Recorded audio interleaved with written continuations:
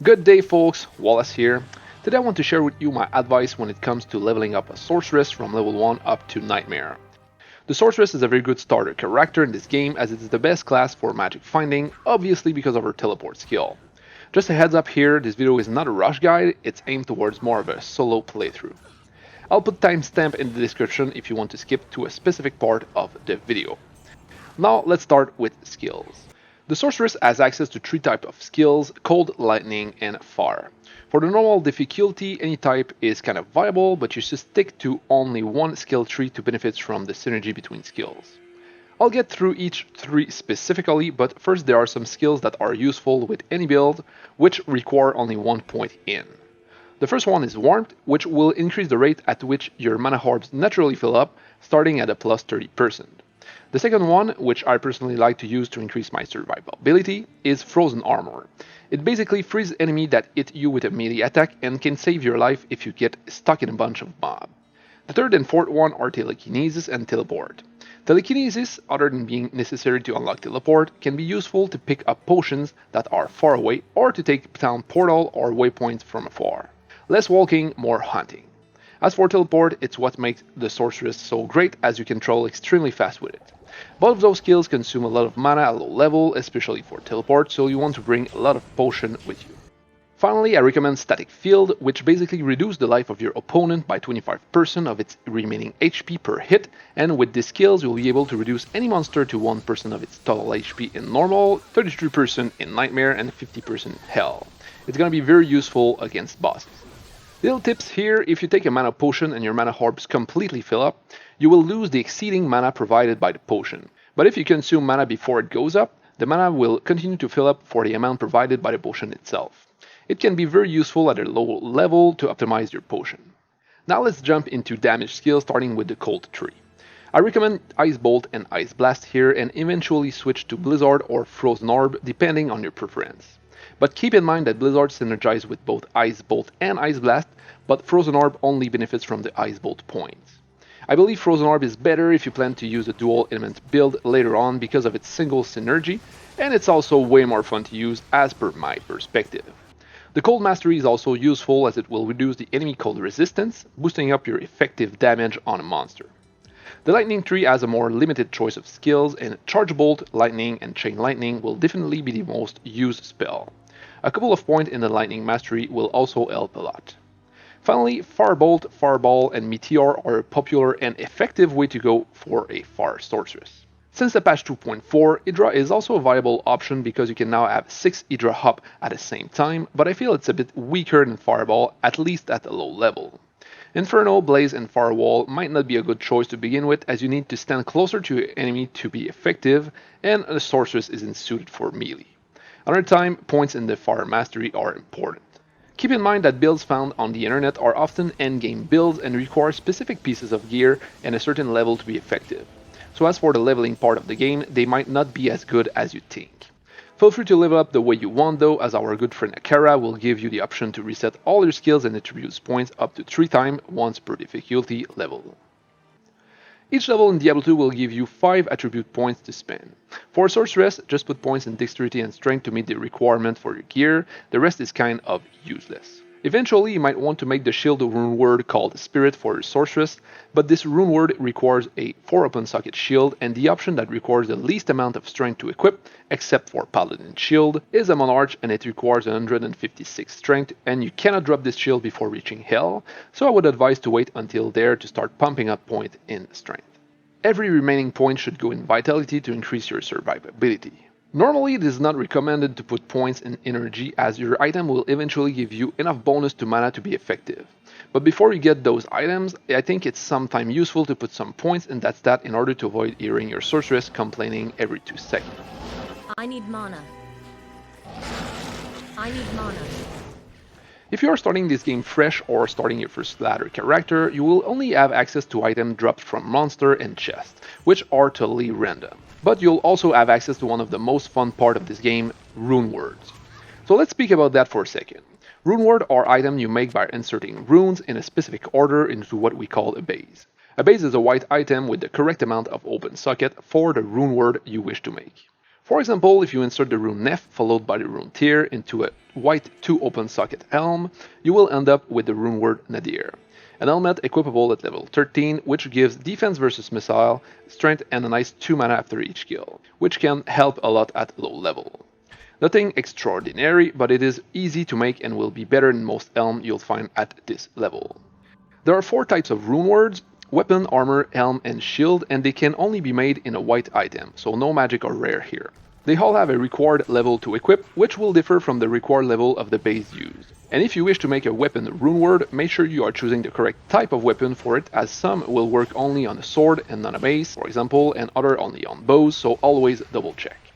Finally, make sure that you meet the requirement in strength and dexterity to equip the base before making the runeword. It may seem obvious, but it can be very annoying, especially when making an expensive runeword for a mercenary if he cannot equip it. Now, in order to make a runeword, you will need runes, which can drop anywhere in the game. But there is a monster which has a super high drop chance, and it's the Countess. You can find her at the 5th floor of the Forgotten Tower in Black March in Act 1. In normal difficulty, she can drop the first 8 rune of the game, so up to Ral. In Nightmare, she can drop up to the rune Ko, and up to low in Hell. I advise you to farm her a bit until you have the runes you need for your future runeword, and it's also a good place to farm some experience around level 10. The next runeword on my list is Malice, which is a weapon level 15 for a mercenary if you choose to hire an Act 2 merc. It's a good companion for Sorceress because it acts as a tank and you will benefit from his aura, in which I recommend to choose Defiance for Sorceress. Hit, Hell, and Het. It will give a minus 25% target defense, minus 100 to monster defense per hit, and 100% chance of open wound, which basically make monster bleed and will negate some of their life regen. It also has prevents monster heal, but this doesn't work when the item is used by a mercenary. This weapon will be very useful against bosses, and be sure to make this runeword in a spear or a polearm so that your Act 2 merc can use it. Your merc will often level up at a slower pace than your character, and if he gets too far behind, you can go and hire a new one, which will always be 1 level lower than your character. Make sure to unequip your merc gear before you do so if you don't want to lose it. Next on our list is Stealth Talhet, a level 17 chess piece, which is excellent for any caster considering the 25% faster cast rate. You'll also gain a nice 25% faster run walk and faster hit recovery. This runeword is just super good. Now, if you have a hard time finding a good base for it, you can go to Farah or Helzik and search for 2 open socket armor. To refresh their inventory, just take a waypoint anywhere in Act 2 and come back to town. You can do the same thing to find a base for Malice. If you choose to make a Far Sorceress, I highly recommend making the runeword Leaf, Tyr Ral, once you reach level 19. It will boost your fire skills and gives you a nice 32% cold resistance, which will be handy to fight Duriel. It can be made only in a staff, and to find a good base, just go to Drugnan and look for it. If you are patient, you can search for a base like this one, who already gives bonuses to the desired skill. As long as the base is white, you'll be okay, and the bonuses will be added to your Leaf runeword, making it even better. If you plan on doing this, you can reset your game until you find this map layout with the exit of the town right near to Drugnan. Then just exit and re-enter the town to refresh his inventory. At this point in the game, you should be close to killing Duriel. This boss hit hard and will freeze you, so a good amount of cold resistance will be handy. To boost this up, just buy and drink some Thawing potions. You can also give some to your mercenary. Those potions increase your cold resistance by 50% and your max cold resist by 10 for 30 seconds, and the time is stackable. After that, make sure to lower his HP with static field, and finishing it down shouldn't be too much of a problem. With this guy down, Act 3 will be open to you. Monsters there are dangerous, extremely annoying, and maps are messy. Welcome to Diablo's jungle. This is the moment where you need to start looking at your resistances, especially against lightning and fire damage. Items like those with high resist will make a big difference, and you'll often find resist on boots, glove, belt, amulet, and rings. So pay attention to those. If you haven't already, you can use the Charge C quest in Act 1 and try to roll a good pair of boots, glove, or a belt. Let's get back to runeword. If you are not a fire source and don't plan on using Leaf, you can consider using a one-handed weapon and a shield.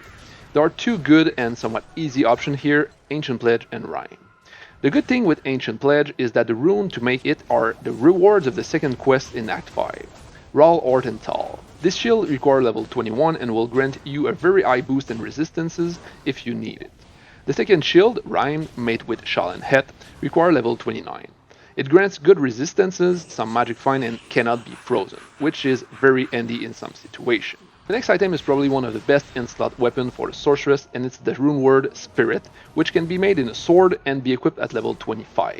Tall, Tool, Ort, and Am.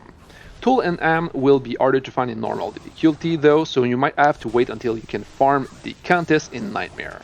I'll speak about how to find the 4 open socket sword for it a bit later in the video. This Runeword gives between plus 25 and 35% faster cast rate, a good bunch of faster hit recovery, defense versus missile, a lot of mana, and a big plus 2 to all skill. It can also be made into a shield, but as I told you earlier, the first shield available requires 156 strength, so forget it for the moment. Next is the Runeword Insight. It's a weapon for a mercenary and it requires level 27 to equip. Raw, Tear, Tall, and Soul. Again, Soul will be harder to find in normal. What's fantastic with Insight is that once equipped, it provides the Aura Meditation, which can roll between level 12 and 17. This will boost your mana recovery between plus 575% and plus 700%, which is insane. It's the same thing as the skill Warmth, but way more effective. So you will pass from this to this.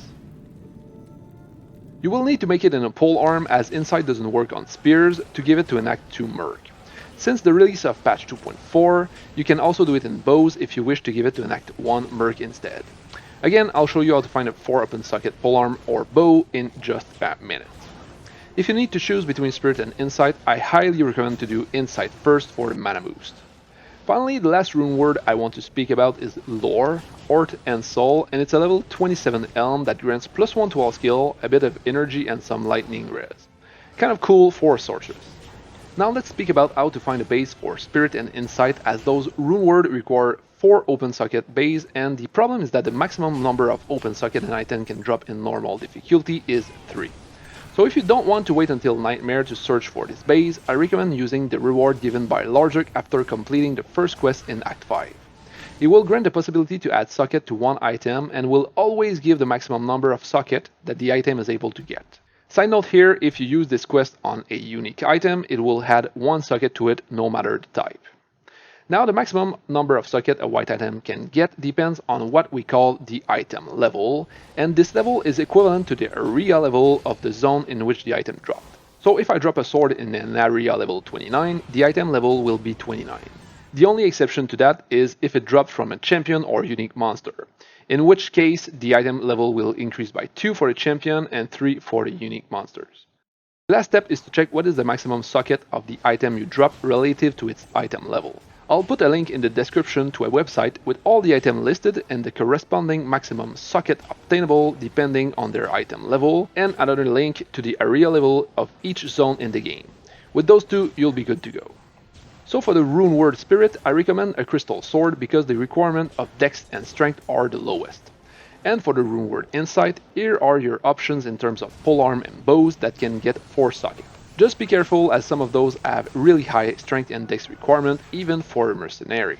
Largic will grant you 4 socket for all those polearm, bows, and for the crystal sword if the item level is between 26 and 40. You'll be in those area level from the beginning of Act 4 until you reach the Wallstone Keep level 2, with the only exception being Bloody Foothills and Frigid Islands, who are level 24 and 25. That's it for the gears. Now before you continue your journey into Nightmare, make sure to do the 3rd quest of Act 5 as it will reward you with a scroll that will permanently increase all your resistance by 10%. If you are looking for the entrance of the Frozen River to find Anya, it is somewhere in the Crystalline Passage. The 4th quest can totally be skipped here if you wish. Finally, I would advise to get around level 35 and 40 before you switch to Nightmare, otherwise you might find that you lack a bit of DPS. To gain those levels, I recommend farming the Chaos Sanctuary, Bell, or even the Cow level. Those 3 places are interesting in terms of experience, but I did some tests with my Sorceress, and between level 31 and 37, Bell generates 2 to 3 times more experience per minute than the Cow or Diablo, at least for a solo player perspective. And from the level 34-35, the Act 1 in Nightmare started to give a really decent amount of experience as well.